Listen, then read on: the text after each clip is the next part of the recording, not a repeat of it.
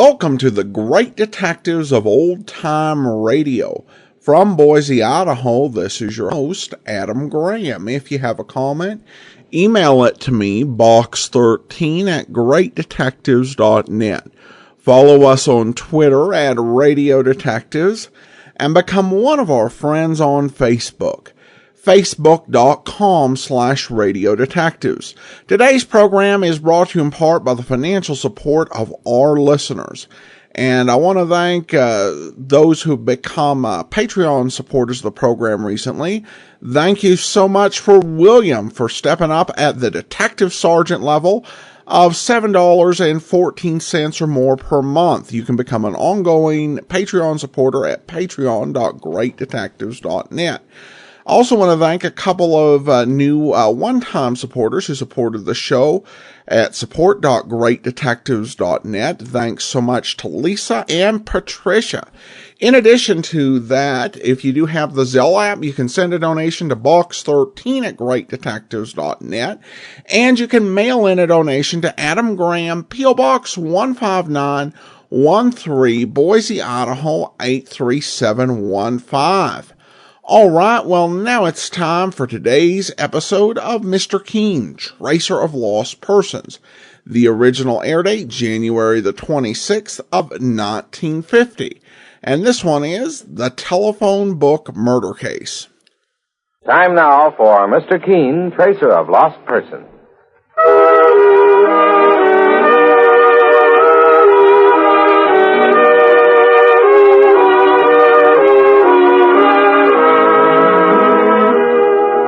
Ladies and gentlemen, Anison and Kalinos present Mr. Keen, Tracer of Lost Persons, one of the most famous characters of American fiction in one of radio's most thrilling dramas. Tonight and every Thursday at the same time, the famous old investigator takes from his file and brings to us one of his most celebrated missing persons cases. Tonight's case is entitled The Telephone Book Murder Case.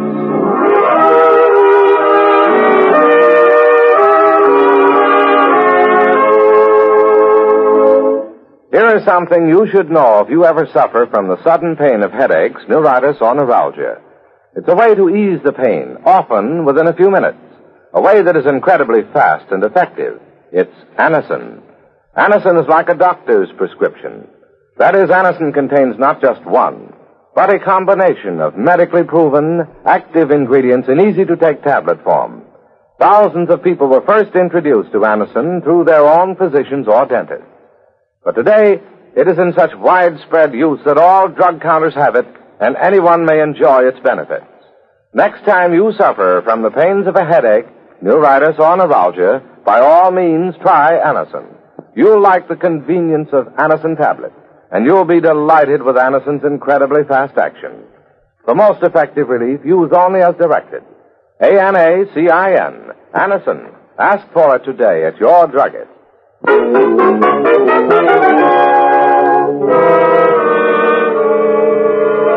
Now for Mr. Keen and the Telephone Book Murder Case. Our scene opens in a fashionable New York mansion, the home of a wealthy bachelor. At the moment, he's standing before a mirror in the drawing room, putting the finishing touches to his evening clothes as his valet stands nearby, both unaware of the impending tragedy which threatens. Well, how do I look, Edwards? Perfect, sir. Your new dinner jacket is an excellent job of tailoring, Mr. Andrews. Thank you, Edwards. Oh, you may take the evening off. These bachelor dinners usually go on for hours, and I won't be home until late. Very good, sir. Good night, Mr. Andrews. Good night. Now, where did he put that top hat? Oh, here it is. Something you want, Edwards? Oh. I thought it was my valet. What are you doing with that gun?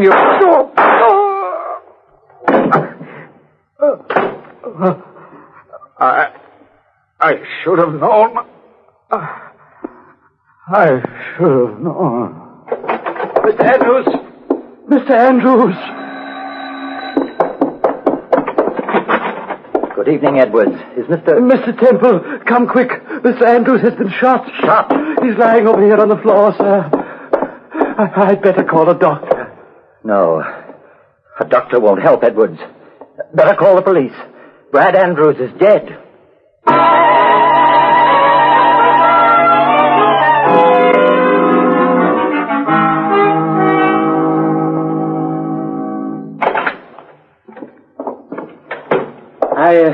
I beg your pardon, but which one of you gentlemen is Mr. Keene, the famous investigator? Mr. Keene's over here, mister.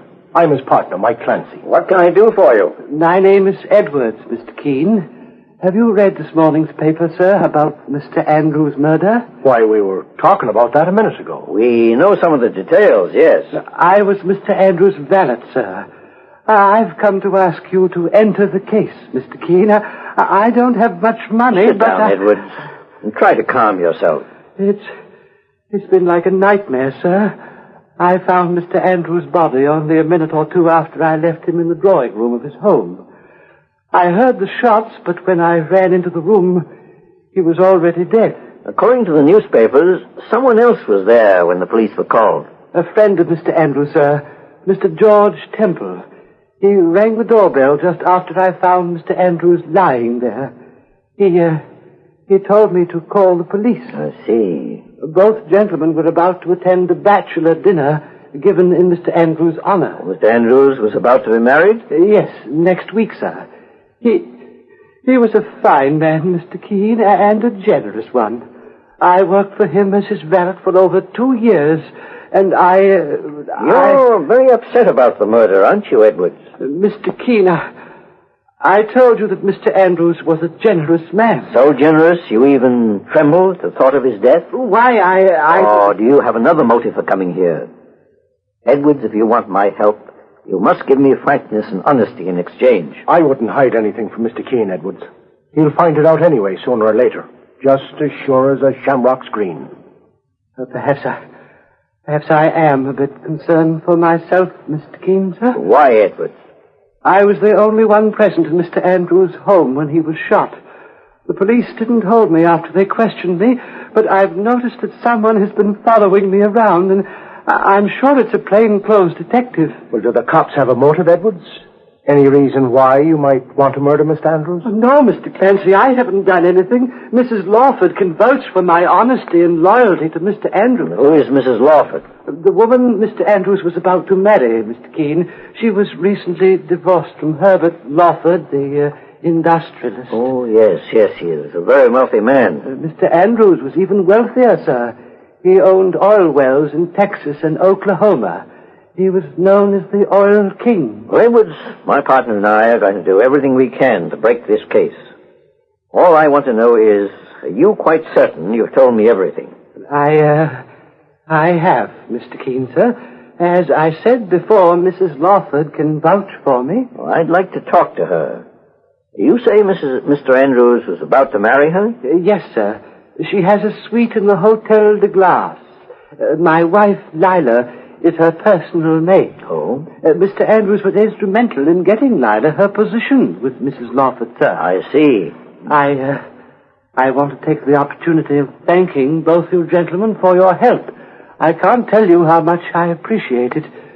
Goodbye, sir. Goodbye, and you'll hear from me shortly. Goodbye, Mr. Clancy. So long, Edwards. Well, I still think that gentleman's gentleman is holding out on us, Mr. Keene. Yes, so do I, Mike. He knows something about that murder. He's afraid to tell us.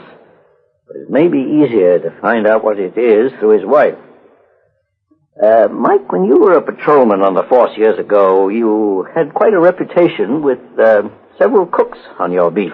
Well, now, sir, I was no Don Juan, but sometimes I'd drop into Maggie Ryan's kitchen for a cup of coffee and a chat, but, well, that was quite a while ago. Well, you're still very good at getting people to talk without using strong-arm methods.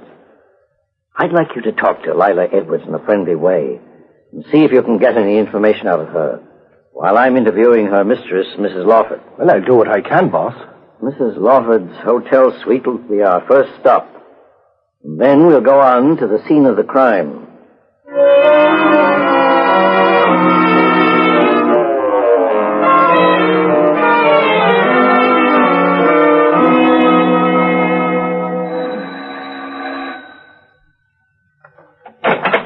Yes, sir?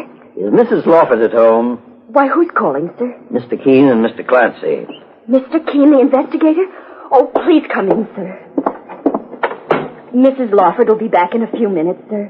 Please make yourselves comfortable. Thank you. I was wondering if I could have a glass of water, miss. Oh, why, of course, Mr. Clancy. I'll get it for you. Oh, don't trouble yourself. I'll go along. I'll wait here, Mike. All right, Mr. Keene. Here's the pantry. Just a moment, please. Sure, and I see you're careful about how you run the water. Well, it's precious right now. Oh, it sure is. And by the looks of this pantry, I'd say that the cook was careful about the rest of the house as well. Well, I'm not a very good cook, Mr. Clancy. As a matter of fact, my real vocation isn't being a lady's maid either. Oh, no? I'm studying shorthand now so I can get a position as someone's secretary. Well, more power to you. Of course, my husband...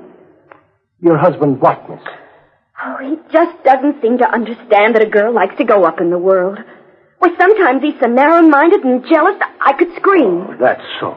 But maybe I'm talking too much, Mr. Clancy. Oh, sure, and I'm a man with a sympathetic ear, Mrs. My name's Edwards, Lila Edwards. Oh, and you're married to a jealous man, eh? Why, he even thought I was flirting with his... Oh, that must be Mrs. Lawford. I'd better answer the door. Okay, Lila.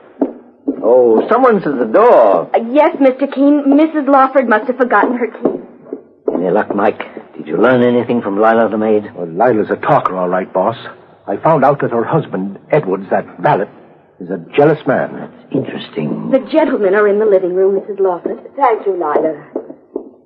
Mr. Keene? Yes. I'm Mrs. Lawford. Oh, how do you do? This is my partner, Mike Clancy. How do you do, Mr. Clancy? Pleased to meet you, ma'am. I imagine you're here in regard to Brad Andrews' murder. Yes, we are. It was a terrible shock, Mr. Keene.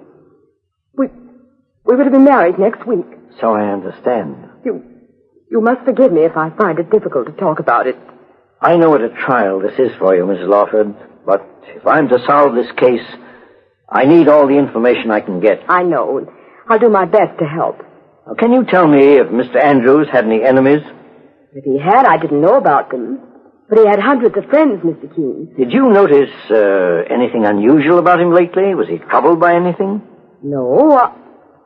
Wait, there was something that bothered him. I remember how moody he became one evening, which was unlike Brad. He was usually so gay. Did you ask him why he was in that mood? I did, Mr. Keene, but he changed the subject. I forgot about it until now. It's too bad. Perhaps... Oh, Lila, my maid, must be in her room. I better answer the door. Excuse me. Well, it looks as though this visit didn't help us much, Mr. Keene. I wouldn't say that, Mike. Your talk with Lila Edwards gave me an idea or two. Mr. Keene, I want you to meet Mr. George Temple, a good friend of Brad's and mine. Mr. Keene and Mr. Clancy, George. How do you do? Pleased to meet you. You have no idea how pleased I am that you're investigating Brad Andrews' murder, Mr. Keene. I'm sure we'll have quick results now that you're on the case. We hope to do our best, Mr. Temple. Mrs. Lawford. Yes, Lila. Shall I serve tea, madam? Please. Yes. Mr. Keene, I hope you'll stay. Eve, is that your maid? Yes, George. How long have you had her? 3 weeks. Mr. Temple, why do you ask? Mr. Keene, I saw that girl 3 nights ago in the Pelican Club. I was there with Brad Andrews at the time. The Pelican Club? Saints preserve us, but that's one of the most expensive nightclubs in town. Yes, Mike, a very expensive place for a girl who works as a lady's maid. Lila couldn't afford to go to a place like that. Eve, she was there. And she was dressed in the most beautiful gold evening gown I've ever seen. Did you say a gold evening gown? Yes, that's right. Why, I lost a gold lame evening gown about a week ago. You lost an evening gown, Mrs. Lawford? Yes, Mr. Keene. Mr. Temple, can you describe the gown Lila was wearing in that nightclub? Well, it had sequins on the shoulder and a long sash. That's my gown, I'm sure of it. It was an exclusive design. Perhaps your evening gown wasn't lost, Mrs. Lawford. It may have been stolen. By Lila? Mr. Clancy, you think my maid would steal? We'll find out soon enough. Come into the pantry with me, Mike. Okay, Mr. Keene. Never would have believed that Lila was a... Pantry door is closed, Mike. Well, it was open just a minute ago, Mr. Keene. Here, There's no one here, boss. Lila's gone, Mike. That door on the other side must lead to the hotel corridor. You're right, boss. It does. She's run out on us.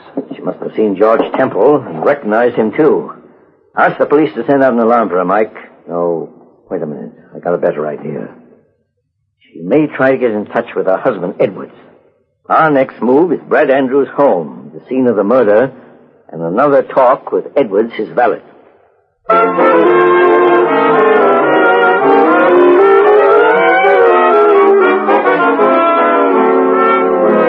In just a moment, we'll return to Mr. Keene and the telephone book murder case. Meanwhile, you've read about it, Krypton, Kriptin, the antihistamine wonder drug that, taken at the start, can kill a cold. Kill it the way no previous cold tablet, no aspirin, quinine, or chest rub could do. In tests at the United States Naval Hospital, Great Lakes, Illinois, Krypton was preferred by patients over all other formulas tested. For spectacular results, take Krypton at the first sign of a cold. Today at your druggist, get Krypton. Handy pocket size, only 29 cents for 10 tablets. 50 Krypton tablets, 98 cents. Less than 2 cents a tablet. And now back to Mr. Keene and the telephone book murder case. Mr. Keene, the great investigator, and his partner Mike Clancy are investigating the murder of Brad Andrews, a wealthy oil man who was about to marry a beautiful divorcee named Eve Lawford. In Mrs. Lawford's sumptuous hotel suite, Mr. Keene and Mike meet George Temple, a friend of the victim, who found the body along with Edwards, Brad Andrews' valet. Now it is discovered that Lila Edwards, the valet's wife, who works for Mrs. Lawford, is missing from the hotel suite. And as Mike and Mr. Keene return to the living room... Mrs. Lawford, your maid Lila Edwards is gone. Gone, Mr. She Keene? ran away, ma'am. I guess she figured Mr. Temple here recognized her. I agree with my partner, Mike Clancy. Since Mr. Temple said he saw Lila in an expensive nightclub wearing one of your dresses, Mrs. Lawford, she may be afraid of being arrested for stealing, or perhaps for murder. Murder? But, Mr. Keene, what connection would Eve's maid have with the murder of Brad Andrews? That's what I intend to find out, Mr. Temple. Well, it beats me.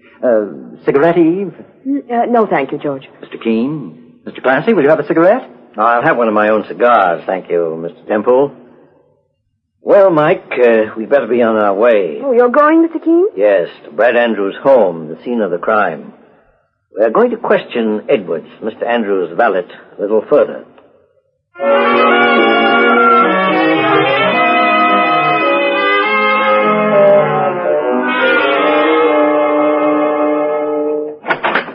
Mr. Keene, sir, and Mr. Clancy.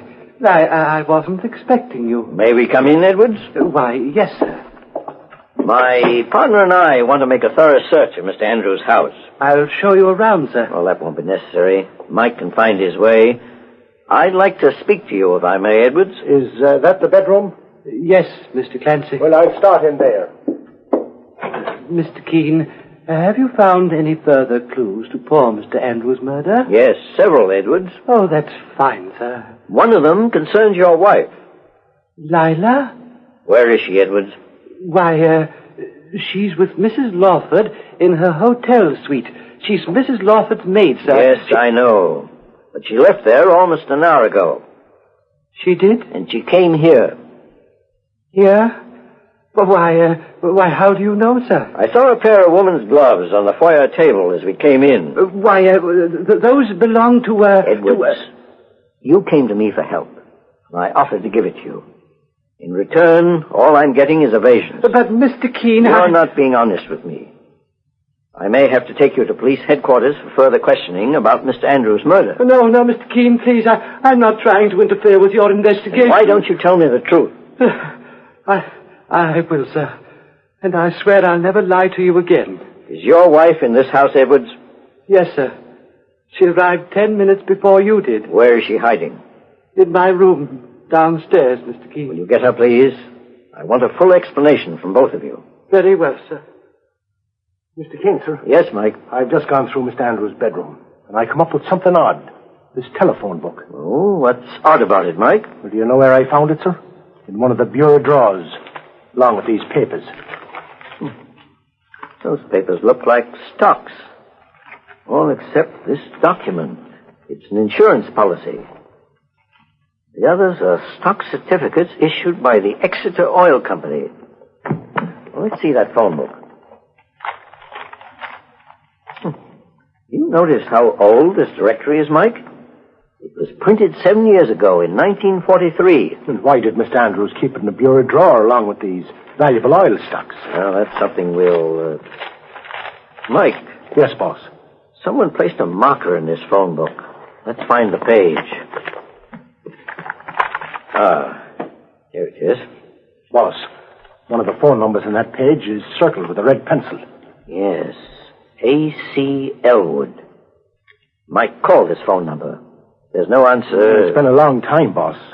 Maybe Elwood don't have a phone anymore. Then check with the latest telephone book for his name. If that doesn't help, get in touch with the police.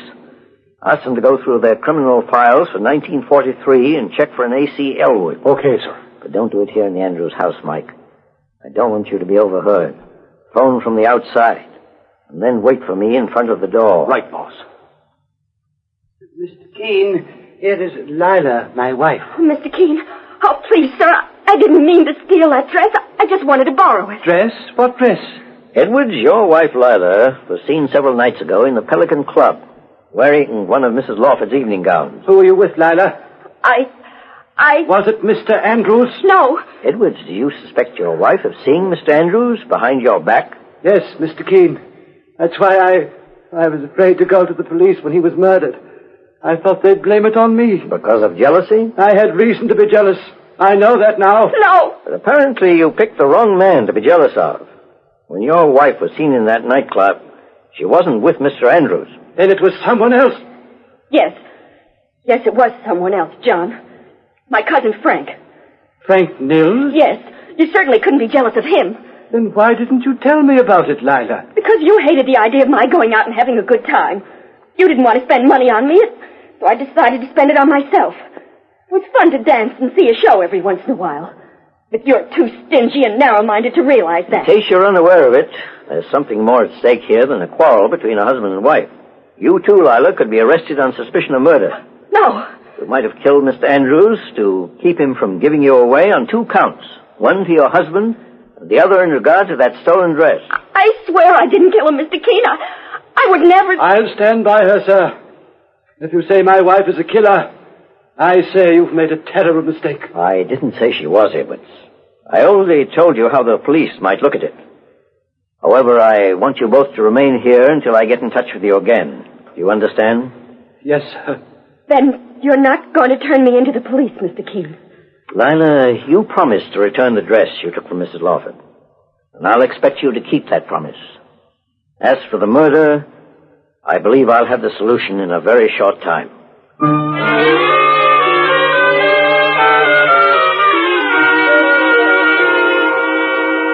Hope I didn't keep you waiting long in front of the house here, Mr. Keene. What did you learn, Mike? Well, sir, the phone company told me that A.C. Elwood hasn't been a subscriber for 7 years. And then I checked with the cops. A.C. Elwood's wanted for murder, boss. They've been looking for that character for years, and I've got a complete description. With that description, Mike, I think we'll be able to put our hands on Brad Andrews' murderer within half an hour.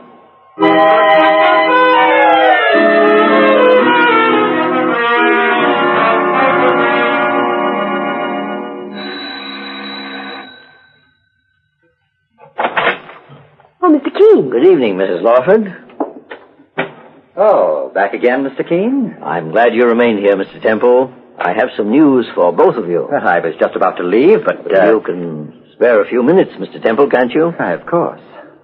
Mrs. Lawford, it occurred to me after I left that I'd heard something about you before. I believe I read an account of your recent divorce and why it occurred. My husband and I were incompatible, that's all, Mr. Keene. And in the late Brad Andrews, you found the perfect mate? Yes. Did his wealth have anything to do with it? What do you mean? If I recall correctly, your husband divorced you because of your extravagant habits. You spent over $1 million within a span of 3 years. Mr. Keene, it wasn't entirely my fault. My husband didn't love me. I tried to find some escape in living luxuriously. But I swear I fell sincerely in love with Brad Andrews after I received my divorce. But Brad Andrews was a rich man. This life insurance policy is proof of that. It carries an insurance of $1 million. What? I didn't know Brad Andrews carried $1 million policy. Yes, he did, Mr. Temple. Mrs. Lawford here is the beneficiary. Brad took that insurance policy out just before he died. I know what you're getting at, Mr. Keene. You're trying to accuse me of killing the man I love for that insurance money. But I had nothing to be afraid of, because I'm innocent. You'd have a great deal to be afraid of, Mrs. Lawford, if I hadn't already solved this case. Mr. Keene, you found the killer? Yes. Mr. Temple, do you have a cigarette by any chance? Why, of course. Oh, thank you. May I see that cigarette case, Mr. Temple? Here you are. Why, it's very handsome. I bought it years ago. But, about this murder. Oh, yes. Can either of you identify a firm named the Exeter Oil Company? Why, yes, Mr. Keene. That's the company George here is interested in. Yes, it is. It's probably a fraudulent concern. What? Temple, I'm putting you under arrest for the murder of Brad Andrews. Mr. Keene! The initials in this cigarette case are ACE. ACE stands for A.C. Elwood, a man who's already wanted by the police for a murder that took place 7 years ago. Don't move, either of you. George, good heavens, Mr. Keene, he has a gun. Yes, Miss Lawford. George Temple here is a very dangerous man. He had a date with Brad Andrews to attend that bachelor dinner. He entered Andrews' house, killed his alleged friend, and left. A few moments later, he rang the bell and pretended to have just arrived in order to provide an alibi for himself. That's a very clever deduction, Keene. And I know your motive, too, Temple. Brad Andrews found out in some way that you were A.C. Elwood, a man wanted for murder. He found your real name in an old phone book and connected it with your present alias.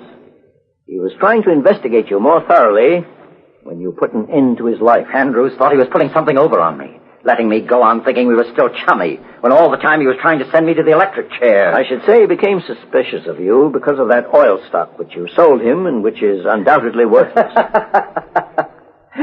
You'd be surprised how much of it I've sold to half a dozen other chumps. And you've made one mistake yourself, Keene. You gave me a chance to pull this gun, and now I'm going to make you pay for it. Oh, Mr. Keene! I just managed to clip him before he pulled the trigger, boss. Which was lucky for me, Mike. That was fast work. He's dead, Mr. Keene. Yes, Mrs. Lawford. He didn't know that Mike Clancy was hiding in the foyer on my orders. Call the police, Mike. It looks as though A.C. Elwood, alias George Temple, was the one who made a fatal mistake. And it was his last.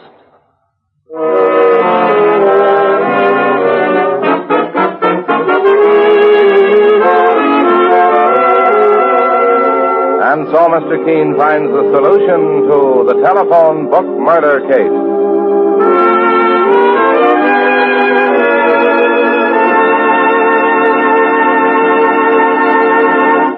The next time you are suffering from the pains of headache, neuritis, or neuralgia, try Anacin. You'll bless the day you heard of this incredibly fast way to relieve these pains. Now, the reason Anacin is so wonderfully fast-acting and effective is this. Anacin is like a doctor's prescription. That is, Anacin contains not just one, but a combination of medically proven active ingredients in easy-to-take tablet form. Thousands of people have received envelopes containing Anacin tablets from their own dentist or physician, and in this way have discovered the incredibly fast relief Anacin brings from pain of headache, neuritis, or neuralgia. So next time such pain strike, take Anacin. For most effective relief, use only as directed. Your druggist has Anacin in handy boxes of 12 and 30, and economical family-sized bottles of 50 and 100. The name is Anacin, A-N-A-C-I-N.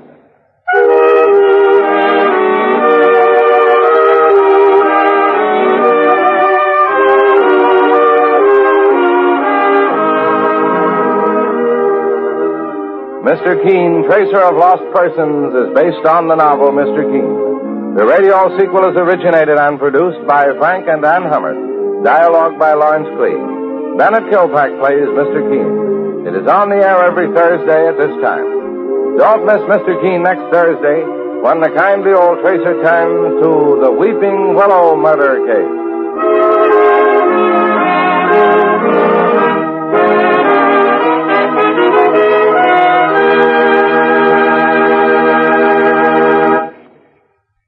When knife-like pains are stabbing you in the back from unusual exercise, lifting, or other muscular strain, it's a good time to try Heat Liniment. Heat is strong, yet does not burn the skin. You just brush it on the sore place with the applicator, and right away heat starts to penetrate, to ease the pain and bring soothing relief. And it keeps on working for hours to bring grand comfort. Get Heat Liniment at your drugstore. It's H-E-E-T, Heat.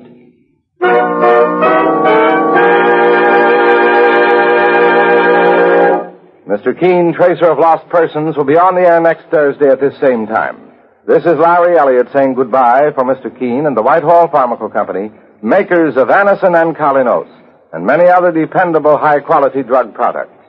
This is CBS, the Columbia Broadcasting System. This is Andrea J. Graham, author of the Web Surfer series, Oh, and a Madam's Wife. You're listening to the Great Detectives of Old Time Radio.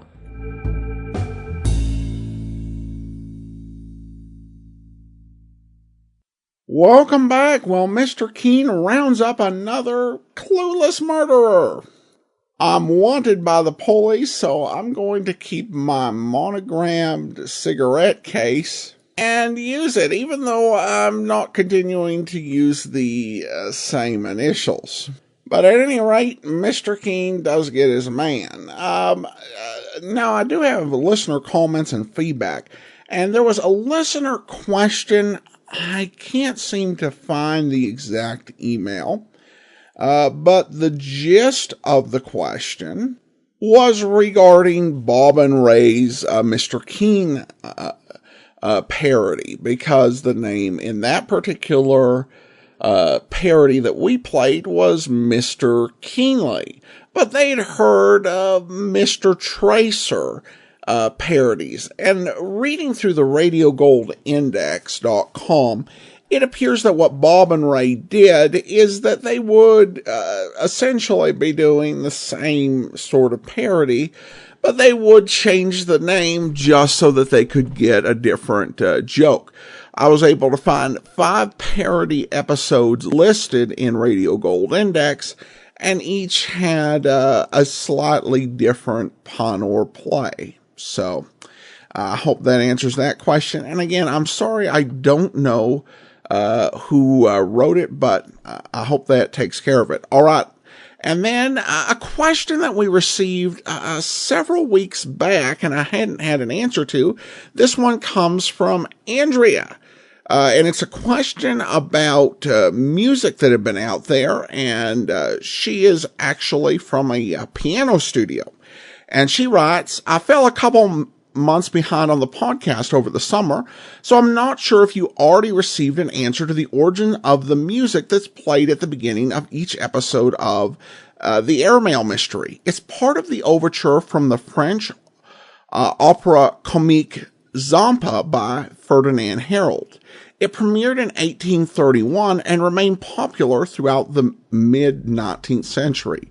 The overture is full of variety and a little eccentric, but its charm belies the somewhat darker plot, which involves a pirate named Zampa who blackmails his long-lost brother's fiancée into marrying him instead before he, Zampa, is dragged to hell by a statue come to life of his ex-fiancée whom he had seduced and abandoned in a Don Giovanni-like twist. Although Zampa is rarely performed now, mostly in Europe, the overture remained a fairly popular piece for orchestras and brass ensembles.